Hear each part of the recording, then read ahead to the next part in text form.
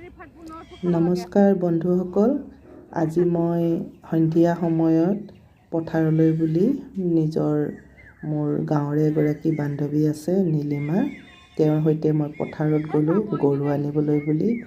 গৰু আনিবলৈ যাওঁতে দেখিলোঁ সূৰ্যটো ডুব যাবলৈ ওলাইছে আৰু সেই প্ৰাকৃতিক দৃশ্যটো মই ধৰি ৰাখিলোঁ মোৰ মোবাইলত।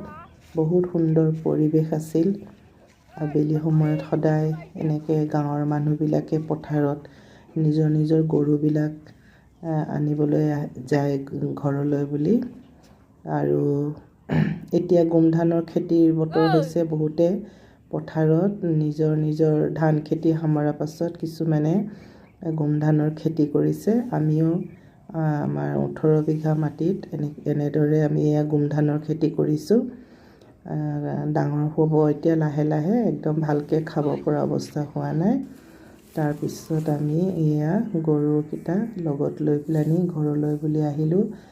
আৰু পথাৰৰ পৰা ঘৰলৈ বুলি আহোঁতে মাজতে এটা সৰুকৈ নদী লিখীয়া আছে পানী, আৰু সেই পানীৰ মাজেদিয়ে গৰুকেইটাক আমি পাৰ কৰি আনিব লগা হয়।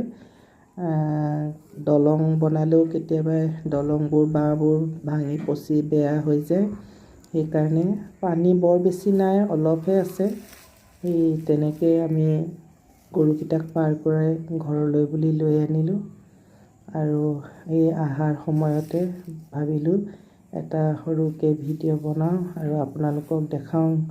যিসকলৰ গাঁৱত নাথাকে, চহৰত থাকে, তেওঁলোকে গাঁৱৰ পৰিৱেশটো দেখি আনন্দ উপভোগ কৰিব পাৰিব। আৰু এনেদৰে আমি মাজে মাজে গাঁৱলৈ যাওঁ আনন্দ ল'বলৈ বুলি। তাৰে এটি ভিডিঅ' আপোনালোকলৈ মই আনি দিলোঁ। কেনে লাগিলে আপোনালোকে মোক জনাব। ভাল লাগিলে কমেণ্ট কৰিব, লাইক কৰিব আৰু মোৰ এই চেনেলটো ছাবস্ক্ৰাইব কৰি দিব, যাতে আগলৈ আপোনালোকক এনেদৰে মই সৰু প্ৰাকৃতিক দৃশ্যৰ ভিডিঅ' বনাই আপোনালোকক আনন্দিত কৰিম, দি থাকিম। তাৰ কাৰণে আপোনালোকেও মোক সহায় সহযোগ কৰিব বুলি মই আশা ৰাখিলোঁ।